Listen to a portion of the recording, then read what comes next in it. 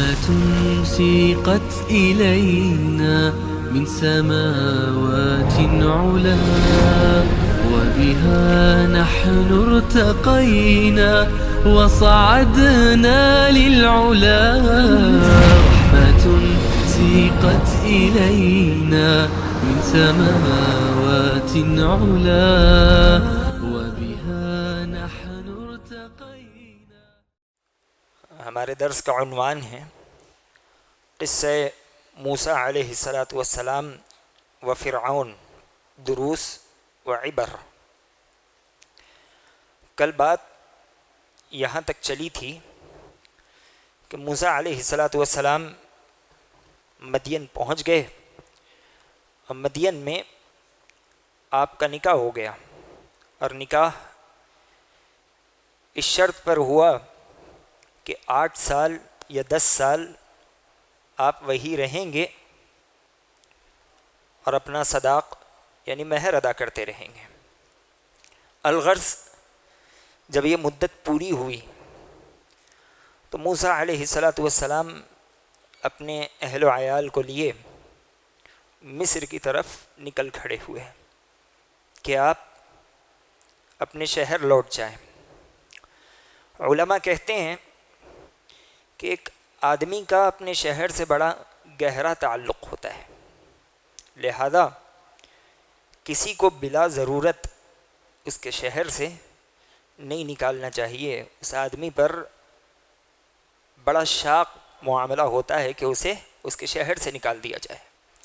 نبی علیہ السلام جس رات ہجرت کر رہے تھے، آپ نے کہا تھا مکہ کی زمین کو خطاب کر کے کہ اگر تیرے رہنے والے مجھے یہاں سے نہ نکالتے تو میں کبھی یہاں سے نہیں نکلتا۔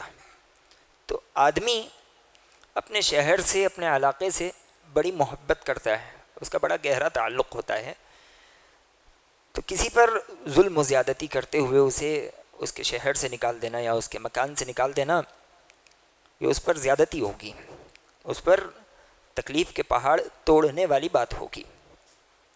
اور دوسری چیز یہ کہ ہم کبھی کسی کو اس کے علاقے اور شہر کا نام لے کر طعنہ نہ دیں۔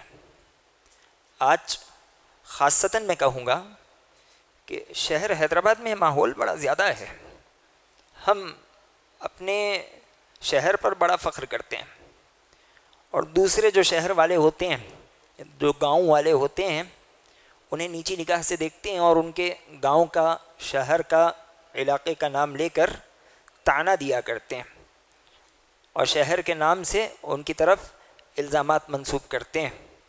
تو یہ اخلاق کے خلاف ہے اور کسی آدمی کے احساسات سے کھیلنے والی بات ہے، تو ہمیں اس قبیح فعل سے اجتناب کرنا چاہیے۔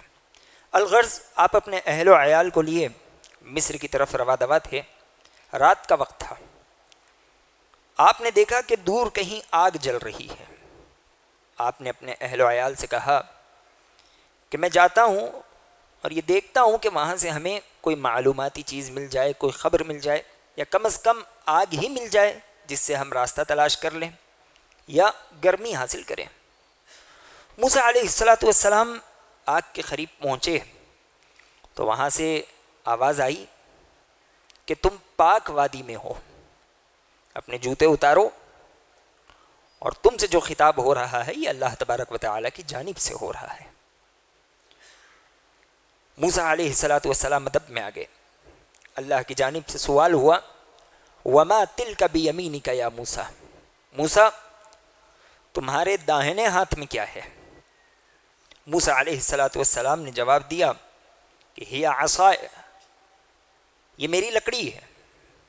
اور اس کے آگے بھی آپ کہنے لگے اتوکأ علیہا واہش بہا علی غنمی ولی فیہا مآرب اخرى، الہ العالمین یہ میرا عصا ہے، میں اس پر ٹیک لگاتا ہوں، جانور بھی ہکال لیتا ہوں اور اس سے کئی کام کرتا ہوں۔ تو علماء یہاں کہتے ہیں کہ موسیٰ علیہ السلام صرف اتنا ہی جواب دیتے، یہ عصا، یہ میرا عصا ہے، کافی ہوتا، لیکن آپ نے جواب بڑھا دیا، اتوکأ علیہا واہش بہا علی غنمی ولی فیہا مآرب اخری، یہ اس لیے کہ موسیٰ علیہ السلام اپنے رب سے مناجات یعنی بات چیت کرنے کے بڑے خواہش مند تھے. وہ اللہ تبارک و تعالیٰ سے مناجات کرنا چاہتے تھے اور چاہتے تھے کہ بات لمبی ہو جائے، اسی لیے آپ بڑھ بڑھ کر بول رہے تھے. آج بھی اللہ تبارک و تعالیٰ سے مناجات کے بے شمار مواقع ہیں، لیکن ہم اللہ سے مناجات کرنا نہیں چاہتے، اللہ تبارک و تعالیٰ سے اپنی باتیں کہنا نہیں چاہتے. نبی علیہ السلام نے کہا ینزل ربنا تبارک و تعالی کل لیلۃ الی سماء الدنیا، اللہ تبارک و تعالی ہر رات آسمانی دنیا پر نازل ہوتا ہے. کیا کہتا ہے؟ من یدعونی فاستجیب لہ، کون ہے مجھ سے دعا کرنے والا کہ میں اس کی دعا قبول کروں. ومن یستغفرنی فاغفر لہ، کون ہے مجھ سے استغفار کرنے والا، توبہ کا طلب کرنے والا کہ میں اس کی مغفرت کر دوں. یہ تو ہر رات اللہ تبارک و تعالی نزول فرما رہا ہے، ہر رات اللہ تبارک و تعالی ہمیں آواز دے رہا ہے، لیکن ہم ہی ہیں کہ ہم اللہ سے مناجات نہیں کرتے. اللہ نے مجھے اور آپ کو دن میں کئی مرتبہ اس سے مناجات کے مواقع عنایت فرمائے. ہم نماز ادا کرتے ہیں، ہر نماز میں سورہ فاتحہ کی تلاوت ہو رہی ہے. یہ کیا ہے؟ یہ اللہ تبارک و تعالی سے مناجات ہے، اللہ سے گفتگو ہے. حدیث قدسی میں نبی علیہ السلام نے کہا کہ اللہ تبارک و تعالی کہتا ہے قسمت الصلاۃ بینی و بین عبدی نصفین، کہ میں نے نماز کو میرے اور میرے بندے کے درمیان میں آدھا آدھا بانٹا ہوا ہے. وہ کیسے؟ اللہ کہتا ہے فَإِذَا قَالَ الْعَبْدُ الْحَمْدُ لِلَّهِ رَبِّ الْعَالَمِينَ قَالَ اللَّهُ سُبْحَانَهُ وَتَعَالَى حَمِدَنِي عَبْدِي، جب بندہ کہتا ہے الحمد للہ رب العالمین، اللہ کی جانب سے آواز آتی ہے، جواب آتا ہے کہ میرے بندے نے میری حمد بیان کی. وَإِذَا قَالَ الْعَبْدُ الرَّحْمَٰنِ الرَّحِيمِ، بندہ الرحمن الرحیم کہتا ہے، اللہ کہتا ہے اثنى علی عبدی، میرے بندے نے میری ثنا کی.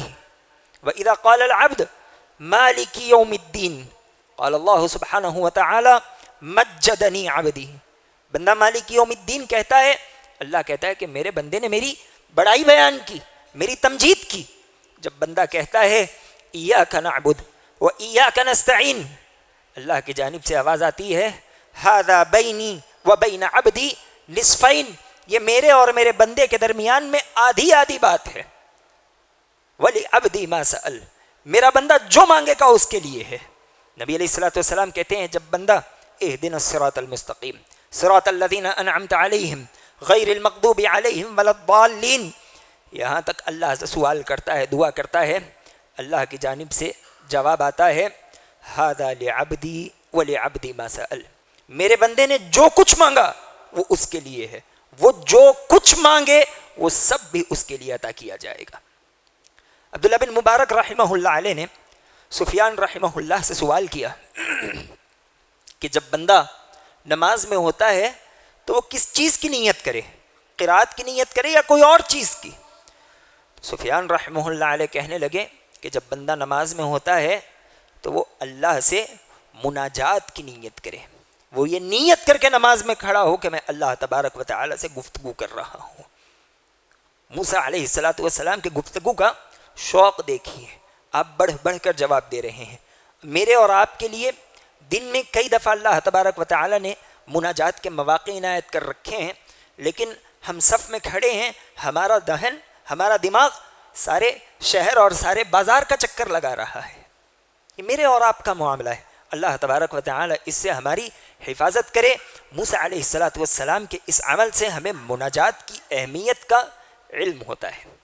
الغرض اللہ تبارک و تعالی نے موسیٰ علیہ السلام سے کہا کہ ٹھیک ہے، تمہارا عصا ہے، اسے زمین پر ڈالو.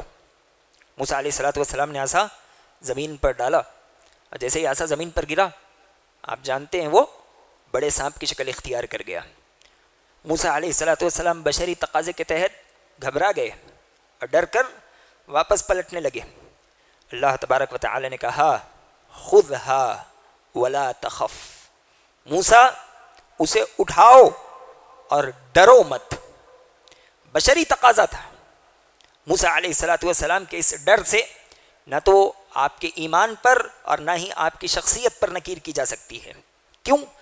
کہ بشری تقاضے کے تحت کبھی کسی کے دل میں دھڑکا ہو جاتا ہے، کبھی کوئی ہیبت کھا جاتا ہے، لیکن اللہ تبارک و تعالی نے اس ہیبت کو بھی نکال دیا، اور اللہ نے کہا خودھا، اسے پکڑو، وہ واپس پہلی حالت میں آ جائے گا، تمہیں اس کا سامنا کرنا چاہیے، تمہیں ڈرنا نہیں چاہیے۔ اس میں میرے اور آپ کے لیے سبق ہے کہ ہم اپنے اندر شجاعت پیدا کریں۔ جب کبھی ایسے حالات ہوں جو ناموافق ہوں تو ہم اس سے خوف کھانے، واویلا کرنے اور پیٹھ پھیر کر بھاگنے نہ لگ جائیں، بلکہ ہم ان حالات کا مسابقہ کریں، ہم ان حالات کا سامنا کریں۔ یہی شجاعت ہے، یہی مردانگی ہے۔ شجاعت طاقت کا نام نہیں ہے، شجاعت گھٹ دلی کا نام ہے۔ آدمی گھٹ دلی کا مظاہرہ کرے، وہ ثابت قدم رہے، پیٹ پھیر کر بھاگنے کی کوشش نہ کرے۔ عربی میں کہا جاتا ہے کہ الشجاعت ثبات القلب عند النوازل، شجاعت یہ ہے کہ پریشانیوں کے وقت آدمی اپنے دل کو مضبوط رکھے، یہی شجاعت ہے۔ اور نبی علیہ الصلوۃ والسلام کی زندگی ہم دیکھیں، آپ علیہ الصلوۃ والسلام کے بارے میں کیا آتا ہے؟ کان اشجع الناس، نبی علیہ الصلوۃ والسلام لوگوں میں سب سے زیادہ شجاع تھے، ہمت والے تھے، با ہمت آدمی تھے۔ کتنی ہمت! علی رضی اللہ تعالیٰ عنہ کہتے ہیں جب گھمسان کا رن پڑتا، دشمن ہمارے سامنے ہوتا تو ہم میں سے ہر صحابی کی یہ خواہش ہوتی کہ ہم نبی علیہ الصلوۃ والسلام کے پیٹھ پیچھے رہیں، کیونکہ نبی علیہ الصلوۃ والسلام ہم میں سب سے زیادہ ہمت والے تھے، اور نبی علیہ الصلوۃ والسلام ہم میں سب سے زیادہ دشمن کے قریب رہتے تھے۔ جنگ حنین میں دشمن نے اچانک مسلمانوں پر حملہ کر دیا، پہاڑ کی چوٹیوں سے تیر چلنے لگے، مسلمان پریشانی کے عالم میں بکھر گئے۔ نبی علیہ الصلوۃ والسلام کے پاس سے بھی صحابہ چلے گئے، وہ پریشان ہو گئے، انہیں پتہ نہیں چل رہا تھا کہ کیا ہو رہا ہے۔ روایت میں آتا ہے کہ نبی علیہ الصلوۃ والسلام اپنے گھوڑے کو ایڑ لگا رہے ہیں، لگام کھینچ رہے ہیں اور کہہ رہے ہیں کہ انا النبی لا کذب، انا ابن عبد المطلب۔ آپ علیہ الصلوۃ والسلام زور زور سے نعرہ لگا رہے ہیں کہ میں وہ نبی ہوں جو جھوٹا نہیں ہوں، میں عبد المطلب کی اولاد ہوں۔ اور یہاں پر ابو سفیان بن حارث نبی علیہ الصلوۃ والسلام کے گھوڑے کی لگام کو پکڑ کر کھینچ رہے ہیں اور روک رہے ہیں کہ آپ آگے نہ نکل جائیں۔ یہ نبی علیہ الصلوۃ والسلام کی شجاعت تھی، اور آپ علیہ الصلوۃ والسلام کے اس نعرے سے سارے صحابہ اکرام رضوان اللہ تعالی علیہم اجمعین واپس نبی علیہ الصلوۃ والسلام کے قریب جمع ہو گئے۔ یہی معاملہ جنگ احد میں ہوا کہ نبی علیہ الصلوۃ والسلام ایک قدم دشمن کے سامنے سے پیچھے نہیں ہٹے۔ انس بن مالک رضی اللہ تعالیٰ عنہ کہتے ہیں کہ ایک رات مدینہ میں بڑی عجیب آواز آئی، ہم سب ڈر گئے، ہم اکٹھا ہوئے، ہم نے ارادہ کیا کہ اکٹھے جا کر دیکھیں کہ معاملہ کیا تھا۔ ہم نے آگے بڑھنے کا ارادہ ہی کیا کہ ہم کیا دیکھتے ہیں کہ نبی علیہ الصلوۃ والسلام گھوڑے پر تلوار کھینچے اس جگہ سے واپس اکیلے آ رہے ہیں، اور آپ علیہ الصلوۃ والسلام ہم سے کہہ رہے ہیں لم تراعوا لم تراعوا، ڈرنے کی کوئی ضرورت نہیں، اطمینان سے رہو، ڈرنے کی کوئی ضرورت نہیں، اطمینان سے رہو۔ نبی علیہ الصلوۃ والسلام نے اکیلے ہی اس معاملے کا سامنا کر دیا۔ یہ ہمارے لیے درس ہے، اور آج بھی یہی شجاعت کی ضرورت ہے۔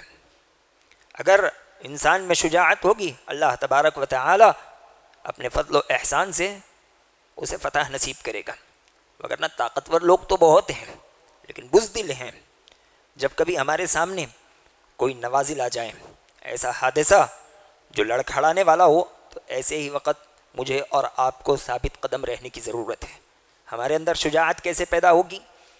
تو ہم اسلاف کی زندگیوں کو پڑھیں، نبی علیہ الصلوۃ والسلام کے غزوات کو پڑھیں، صحابہ کرام رضوان اللہ تعالیٰ علیہم اجمعین کی زندگیوں کو پڑھیں، ہمیں پتہ چلے گا کہ ان کی زندگیوں میں شجاعت کیسی تھی۔ براء بن عازب رضی اللہ تعالیٰ عنہ کے بارے میں آتا ہے کہ جنگ موتا، آپ اس جنگ میں، جس جنگ میں مسلمان مسلمہ کذاب کے خلاف تھے، اس میں آپ حدیقۃ الموت، ایک باغ تھا، اور اس باغ میں مسلمہ کذاب کا لشکر تھا، آپ اکیلے اس باغ میں کود گئے تاکہ اس باغ کا دروازہ کھولے، اور آپ کے بارے میں آتا ہے کہ اس روز آپ نے بنفس نفیس تنہا 100 آدمیوں کو جہنم رسید کر دیا۔ شجاعت ہے، 100 آدمیوں کو جہنم رسید کر دیا۔ آج ہم دیکھ رہے ہیں خاصتاً نوجوانوں سے خطاب ہے کہ چھوٹی سی خبر ہم میں پہنچتی ہے، ہم لگتے ہیں اسے لوگوں کے درمیان میں پھیلانے، اور جو آدمی اس خبر کو دیکھ رہا ہے اس کے دل میں ایک طرح کا خوف پیدا ہو رہا ہے۔ حالت یہ ہو گئی کہ آج بہت سے لوگ راستے میں اکیلے چلنے سے ڈر رہے ہیں، رات اکیلے گھر آنے سے ڈر رہے ہیں، یہ ہم بزدل ہو رہے ہیں، ہمارے دلوں سے شجاعت جا رہی ہے۔ اللہ تبارک و تعالیٰ نے موسیٰ علیہ السلام سے کہا تھا خذھا ولا تخف، اسے پکڑو اور ڈرو مت۔ انبیاء علیہ السلام ڈرا نہیں کرتے، ہم وہی انبیاء علیہ السلام کے متبعین ہیں، یہ صفت ہم میں بھی ہونی چاہیے، ہم انہی کے مشن پر ہیں۔ ڈر ہمیں زیب نہیں دیتا، ہمارا زیور، ہماری زینت، ہماری پہچان شجاعت ہے۔ اسلاف کی زندگیاں ہمیں اسی بات کا درس دیتی ہیں۔ موسیٰ علیہ السلام کو اللہ تبارک و تعالیٰ نے عصا جو کہ چھوڑنے پر سانپ کی شکل اختیار کر جاتا تھا، یہ ایک نشانی دی، اور اسی طرح اللہ نے آپ کو ہاتھ کی نشانی بھی دی کہ جیسے ہی آپ ہاتھ اپنے گریبان میں داخل کرتے نکالتے تو وہ چمکنے لگ جاتا۔ اللہ نے کہا یہ نشانیاں لو اور فرعون کے پاس جاؤ کہ اس کی سرکشی حد سے بڑھ رہی ہے۔ موسیٰ علیہ السلام نے اللہ کے اس حکم کے بعد اللہ سے دعا کی، اب بڑی پیاری دعا آپ نے کی۔ آپ نے کہا رب اشرح لی صدری، الہ العالمین تو میرے دل کو کھول دے، میرے سینے کو کھول دے۔ اس سے پہلی بات یہ پتہ چلتی ہے کہ ایک داعی کا سینہ کھلا ہوا ہونا چاہیے، ایک داعی زندہ دل ہو۔ اگر وہ زندہ دل نہیں ہوگا تو لوگوں کی طرف سے کینہ کپٹ اپنے دل میں بھر کے رکھے گا، اور جس کی طرف سے کینہ کپٹ اس کے دل میں ہوگا وہ اس تک حقیقی معنوں میں دعوت بھی نہیں پہنچا پائے گا۔ تو ایک داعی کا سینہ کشادہ ہو، ایک داعی زندہ دل ہو۔ دوسری چیز جو ذمہ داری اللہ تبارک و تعالی نے موسیٰ علیہ السلام کو عطا فرمائی تھی، یہ کوئی معمولی ذمہ داری نہیں تھی، بہت بڑی ذمہ داری تھی، اور اس ذمہ داری کا یہ تقاضا تھا کہ یہ ذمہ داری جس کاندھوں پر پڑے وہ دل بھی صاف ہونا چاہیے۔ اس سے پہلے ہم نے آپ کے سامنے بیان کیا تھا کہ اللہ تبارک و تعالی نے نبی علیہ السلام کو 40 سال کی عمر میں نبی دی، نبوت کے منصب پر فائز کیا۔ آپ 40 برس کی عمر میں نبی بنائے گئے، اور آپ کے ساتھ شق صدر کا معاملہ کب ہو رہا ہے؟ جب آپ 4 برس کے ہیں، کہ 4 برس کی عمر میں آپ کے سینے کو چاک کیا گیا، آپ کے دل کو صاف کیا گیا، اس لیے کہ آگے چل کر آپ پر جو ذمہ داری اور جو امانت عائد ہونے والی ہے وہ بہت بڑی ہے، اور اس بات کا تقاضا کرتی ہے کہ دل صاف ہونا چاہیے۔ اور نبی علیہ السلام کے ساتھ شق صدر کا معاملہ ایک مرتبہ نہیں ہوا، بلکہ جب آپ کو معراج کرائی گئی تو معراج کے وقت بھی آپ علیہ السلام کے سینے کو چاک کیا گیا اور آپ کے دل کو صاف کیا گیا۔ تو دل کے صفائی کی بڑی اہمیت ہے، اور دل کی کشادگی ہمیں دعوت میں آنے والی پریشانیوں کے مقابلے کا بڑا ذریعہ بنتی ہے۔ دعوت میں جو پریشانیاں ہمارا سامنا کرتی ہیں، ہم دل کی کشادگی سے بڑی آسانی کے ساتھ ان پریشانیوں کا سامنا کر سکتے ہیں۔ موسیٰ علیہ السلام کو اللہ نے فرعون کے پاس جانے کا حکم دیا، اور فرعون کی سرکشی سے کون واقف نہیں تھا؟ موسیٰ علیہ السلام نے پہلی دعا کیا کی کہ الہ العالمین میرے دل کو کھول دے، دل کھلا رہے گا، کیسی بھی پریشانی آئے گی اس کا سامنا ہوگا۔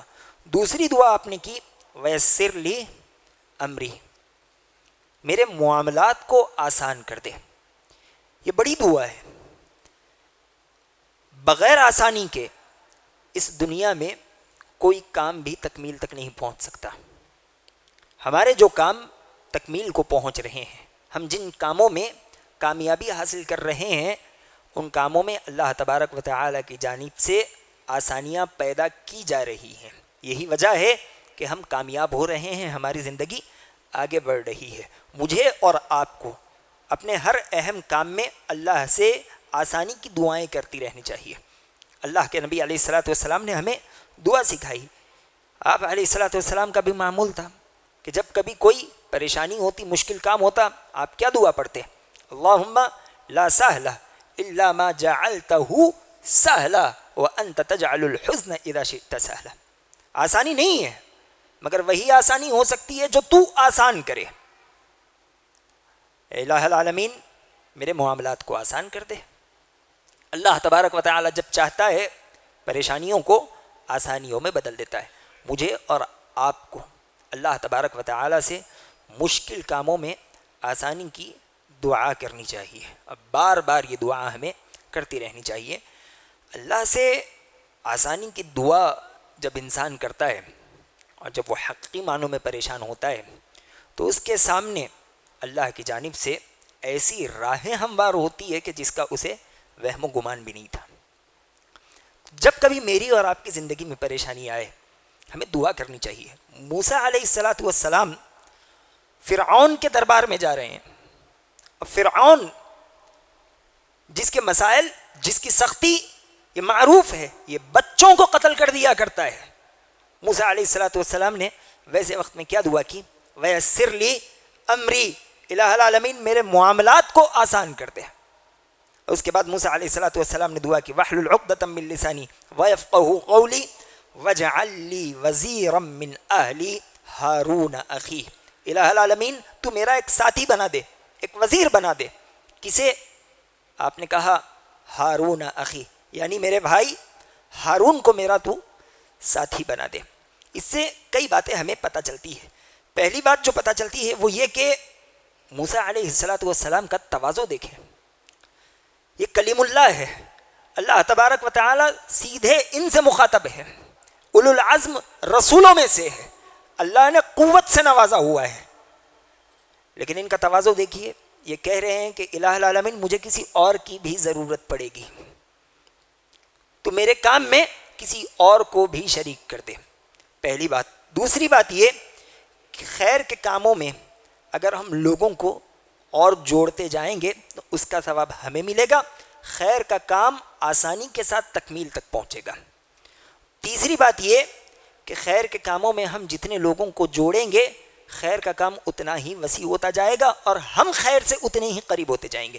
موسیٰ علیہ السلام نے کہا تھا وَأَشْرِكْهُ فِي أَمْرِي كَيْ نُسَبِّحَكَ كَثِيرًا وَنَذْكُرَكَ كَثِيرًا، ہارون کو میرا ساتھی بنا دے، کس لیے؟ تاکہ ہم مل کر خوب خوب تیری تسبیح بیان کر سکے، مل کر خوب خوب تیرا ذکر کر سکے۔ تو خیر کے کاموں میں ہمیں ایک دوسرے کو جوڑنے کی ضرورت ہے، لیکن آج ہم خیر کے کاموں میں یہ کوشش کرتے ہیں کہ میرا چہرہ اکیلا رہے تاکہ لوگوں کے درمیان میں ایک پہچان بنے، میرے کام میں کسی اور کی شرکت نہ ہو۔ یہ اچھی بات نہیں ہے، یہ انبیاء علیہ السلام کا طریقہ نہیں ہے اور یہ داعی کا کردار بھی نہیں ہے۔ دوسری چیز جو پتہ چلتی ہے وہ اخوت کی اہمیت، بھائی چارگی کی اہمیت۔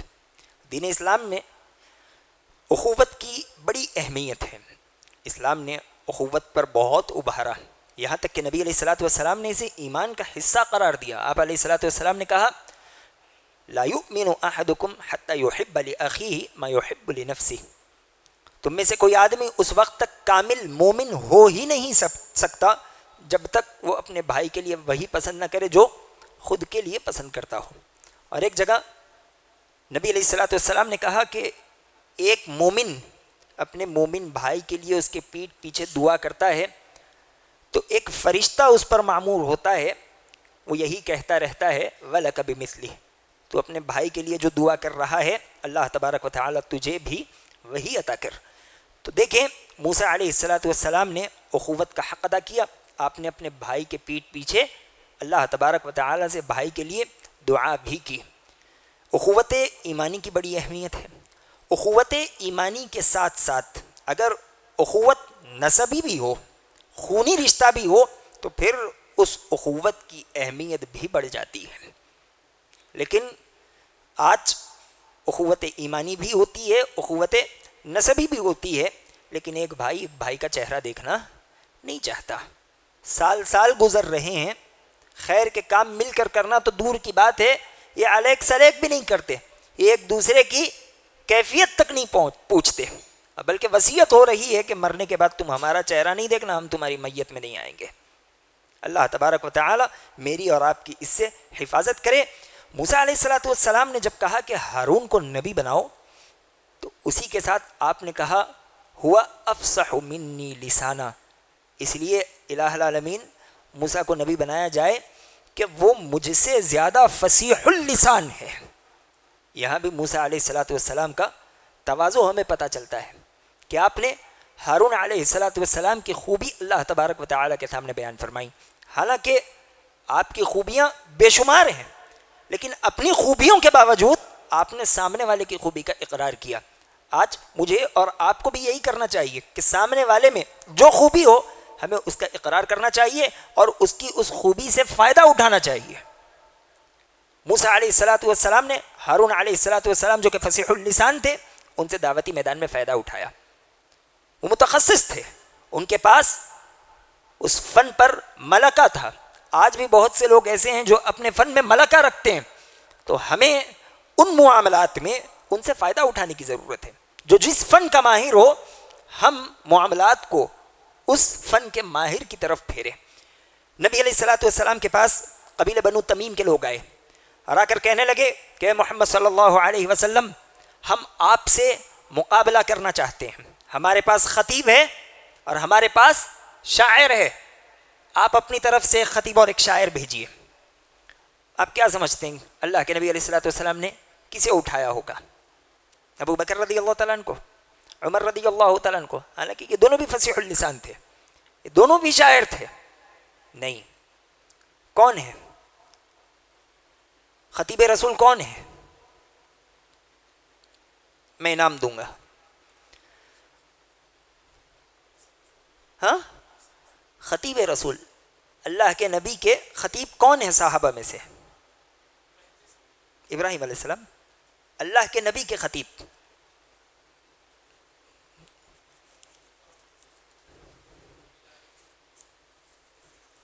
چلے، یہ انعام ہے۔ صحابہ کی لسٹ ختم ہو جائے گی بیٹا، اتنے نام اگر گنتے چلے گئے۔ ہاں، میں آپ کو یہی بتانا چاہ رہا ہوں کون ہے خطیب رسول، اس کے پیچھے میرا ایک مقصد ہے۔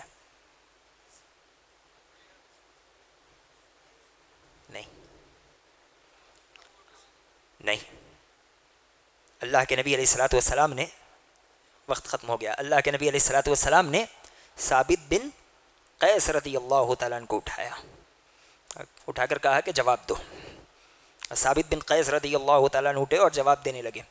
حالانکہ مجھے اور آپ کو کیا لگتا ہے ابو بکر زیادہ حقدار تھے، عمر رضی اللہ تعالیٰ عنہ زیادہ حقدار تھے، عثمان رضی اللہ تعالیٰ عنہ زیادہ حقدار تھے، پرانے لوگ تھے، نبی علیہ السلام کے ساتھ انہوں نے زیادہ وقت کاٹا، لیکن وہ اس فن کے متخصص نہیں تھے۔ جو جس فن کا متخصص ہو ہمیں اس کی طرف رجوع کرنا چاہیے۔ نبی علیہ السلام نے یہاں سے ثابت بن قیس کو اٹھایا اور شاعروں میں سے حسان بن ثابت رضی اللہ تعالیٰ عنہ کو اٹھایا۔ جب ان دونوں نے جواب دیا تو قبیلہ بنو تمیم کے لوگ کہنے لگے اللہ کی قسم ہے محمد صلی اللہ علیہ وسلم کا خطیب ہمارے خطیب سے بہتر ہے اور ان کا شاعر ہمارے شاعر سے بہتر ہے۔ تو ہم اپنی ناک کو بچانے کے چکر میں نہ رہیں کہ جو کروں گا میں کروں گا اور جو چہرہ ہوگا میرا چہرہ ہوگا، نہیں، اس سے حاصل تو زیادہ کچھ نہیں ہوگا بلکہ نقصان زیادہ ہوگا۔